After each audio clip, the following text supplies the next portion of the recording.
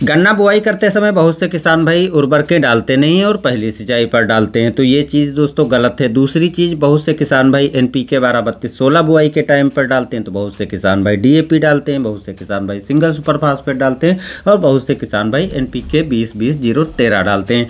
तो इसमें से कौन सी उर्वरक हमें डालनी चाहिए और इन उर्वरकों के साथ साथ दूसरी कौन सी चीज़ें हमें डालनी चाहिए जिससे पौधे के जड़ों का विकास अच्छे से हो और शुरुआती जो अंकुरण है काफ़ी अच्छे से हो जाए। जितना अच्छा अंकुरण होगा पैदावार भी उतनी अच्छी किसान को मिलती है। तो आइए दोस्तों, आज हम इसी पे बात करते हैं। नमस्कार, मैं सतीश, आप देख रहे हैं STR खेती। चैनल पर नए हैं सब्सक्राइब कर लीजिएगा आगे आने वाली वीडियो देखने के लिए। गन्ना बुआई के समय बहुत से किसान भाई ऐसे हैं जो बुआई करते समय खाद डालते ही नहीं है और सोचते हैं बुआई करते समय डालने से कोई फ़ायदा नहीं है, जब हम पहली सिंचाई करेंगे तो उस टाइम पर हम खाद डाल देंगे और उस टाइम पर खाद डालते हैं। तो ऐसा नहीं कि उस टाइम पर खाद डालने से आपको फ़ायदा नहीं मिलता, फ़ायदा मिलता है, लेकिन जो बुआई करते टाइम पर आपने यूज नहीं किया है तो वो बहुत बड़ा नुकसान आपका हो जाता है। तो वो कैसे नुकसान हो जाता है, देखिए दोस्तों, आसान भाषा में समझिए। जब आप बुआई करते हैं तो सबसे पहले जड़ों का फुटाव होता है, उसके बाद अंकुरण होता है। जड़ का जब फुटाव होता है तो इसीलिए होता है कि जो मिट्टी में पोषक तत्व होते हैं वो जड़ के माध्यम से भोजन को खींच कर ले जाए और फिर अंकुरण जो हो तो अच्छे से अंकुरण हो सके। अब जब आपके खेत में मिट्टी में पोषक तत्व ही नहीं मौजूद होंगे तो जड़ खींच करके कैसे ले जाएगी और जड़ों का विकास भी रुक जाएगा, जड़ें नई विकसित होंगी और जो अंकुरण है वो भी काफ़ी अच्छे से नहीं हो पाएगा। तो इसलिए बुआई करते टाइम पर आपको उर्वरकों को डालना ज़रूरी है। अगर नहीं डालते हैं तो इसका रिजल्ट आपको देखने को मिलता होगा। जिस खेत में आपने उर्वरक बुआई करते समय डाला है 25-30 दिन पर, 40 दिन पर जब आप पहली सिंचाई करते हैं तो उसमें अंकुरण होना के साथ साथ नए कल्लों का निकलना भी जारी हो जाता है। जबकि जिसमें आपने उर्वरक साथ में बुआई के नहीं डाला है, बाद में डाला है, तो उसमें जो है अंकुरण ही काफ़ी मुश्किल से हो पाता है, तो नए कल्लों का फुटाव नहीं होता और जब फुटाव अच्छे से नहीं होगा तो फसल कमज़ोर रह जाती है और शुरुआत से ही जब फसल कमज़ोर होगी तो उत्पादन आपको अच्छा नहीं मिल पाता। तो इसलिए पहली गलती जो है आपको बिल्कुल नहीं करनी चाहिए।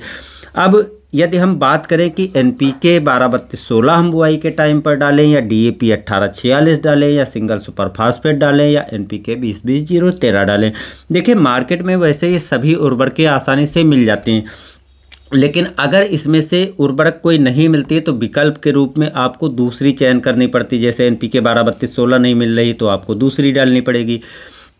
तो यहाँ पर यदि हम बात करें NPK 12-32-16 की, तो देखिए इसमें जो मुख्य पोषक तत्व हैं जो शुरुआती पौधे के लिए ज़रूरी हैं वो सभी उपलब्ध होते हैं। 12% नाइट्रोजन होती है, 32% फास्फोरस होती है और 16% पोटास होती है। जबकि DAP में आप देखते हैं 18% नाइट्रोजन होती है और 46% जो है इसमें फास्फोरस होती है, पोटास नहीं होती है। तो DAP अगर आप डालेंगे तो अलग से आपको पोटास भी मिलाना पड़ेगी, तभी मुख्य पोषक तत्वों की पूर्ति हो पाएगी। यदि हम सिंगल सुपर फास्फेट डालना चाहते हैं तो सिंगल सुपर फास्फेट में 16% फास्फोरस होती है, 11% सल्फर होती है, 19% कैल्शियम होती है। कुछ ऐसी सिंगल सुपर फास्फेट होती हैं जिसमें 1-2% जिंक भी साथ में आती है, तो उसको हम छोड़ देते हैं।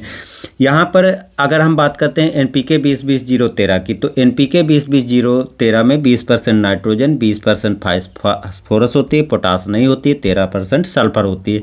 देखिए मिट्टी में सल्फर की भी काफ़ी कमी है तो सल्फर भी आपको देना ज़रूरी है, लेकिन ये आपको मुख्य पोषक तत्वों के साथ में अगर अलग से आप मिला लेते हैं तो उससे अच्छा विकल्प नहीं है।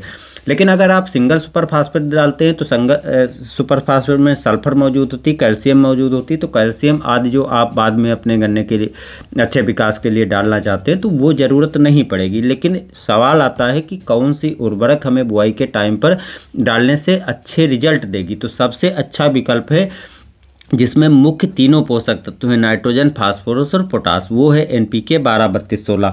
NPK 12-32-16 की मात्रा आपको लगभग 75 से 80 किलोग्राम 1 एकड़ में बुआई के टाइम पर डालनी है, जिसमें लगभग जो है 18% के करीब जो है आपको नाइट्रोजन मिल जाएगी, 46% फास्फोरस मिल जाएगी और 20% जो है आपको मिल जाएगी इसमें पोटास।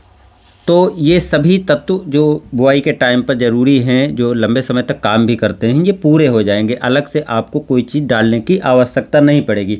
अगर अलग से डालना है तो आप सल्फर ले लीजिए, ग्रोथ प्रमोटर ले लीजिए, तो उनको भी साथ में मिला करके डाल सकते हैं। लेकिन अगर डीएपी आप लेते हैं तो डीएपी में 18% नाइट्रोजन, 46% फास्फोरस होती। पोटास आपको अलग से डालनी पड़ेगी। 30 से 35 किलोग्राम म्यूरेट ऑफ पोटास जो 60% की आती है, वो आपको अलग से मिला करके देना पड़ेगा, तभी वो फार्मूला होगा। तो इस हिसाब से लागत लगभग आपकी सेम आने वाली है। अगर आप सिंगल सुपर फास्फेट डालते हो तो 16% ही फास्फोरस होती, तो लगभग 3 बोरी आपको डालनी पड़ेगी। तो इस हिसाब से लगभग खर्चा उसका भी बराबर आएगा। नाइट्रोजन की पूर्ति के लिए आपको यूरिया भी अलग से डालनी पड़ेगी, पोटास की पूर्ति के लिए आपको पोटास भी अलग से डालनी पड़ेगी, तो खर्चा लगभग सेम आने वाला है। अगर हम NPK 20-20-013 की बात करें तो दोस्तों ये लास्ट विकल्प है। लास्ट विकल्प के रूप में आप इसको डाल सकते हो, क्योंकि इसमें नाइट्रोजन ज़्यादा होती है और फास्फोरस होती है, पोटास नहीं होती है, सल्फर होती है। तो इसलिए इसकी आपको 2 बोरी डालनी पड़ेगी। 2 बोरी डालने में भी फास्फोरस 40% होगी, तब भी 46% नहीं पूरी होगी। तो इसलिए आपको थोड़ी मात्रा और भी बढ़ा कर डालनी पड़ेगी।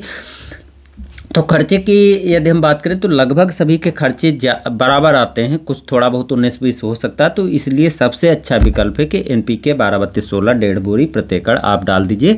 और अलग से अगर आप डालना चाहते हो तो सल्फर आपको मिला करके डाल देनी है। तो आपके सभी पोषक तत्व जो मुख्य हैं वो पूरे हो जाएंगे, और इसका रिजल्ट भी काफ़ी अच्छा देखने को गन्ने में खास तौर से मिला है। तो ये दोस्तों कुछ उर्वरकें हैं जिनको आपको बुआई के टाइम पर डालने से बेटर रिजल्ट मिलेगा। अब निर्भर करता है, मैंने सब कुछ बता दिया जो भी आप डालना चाहें। इन उर्वरकों के साथ साथ अगर आप कंपोस्ट भी डाल देते हैं तो आपको काफ़ी अच्छा फ़ायदा मिलता है, क्योंकि जो कंपोस्ट खाद होती है, चाहे वर्मी कंपोस्ट हो चाहे कंपोस्ट हो, तो कोई भी डाल सकते हो। वर्मी कंपोस्ट की आपको मात्रा कम डालनी पड़ेगी, कंपोस्ट खाद की मात्रा आपको लगभग 60 से 100 टन डालनी पड़ेगी प्रति एकड़। और अगर आपके पास इतनी उपलब्ध नहीं है तो कोशिश करें कि वर्मी कंपोस्ट डालें, वो आपको काफ़ी कम डालने की ज़रूरत पड़ती है, रिजल्ट एक जैसे मिल जाते हैं। और जो सूक्ष्म तत्व होते हैं वो भी कंपोस्ट खाद में अच्छी खासी मात्रा में मिल जाते हैं। तो इसलिए आपको अगर अच्छी पैदावार लेनी है तो बुआई के पहले जब आप जुताई कर रहे हो तो उस टाइम पर कंपोस्ट खाद आपको ज़रूर मिला करके डालनी चाहिए। मिलते हैं नए वीडियो के साथ। धन्यवाद।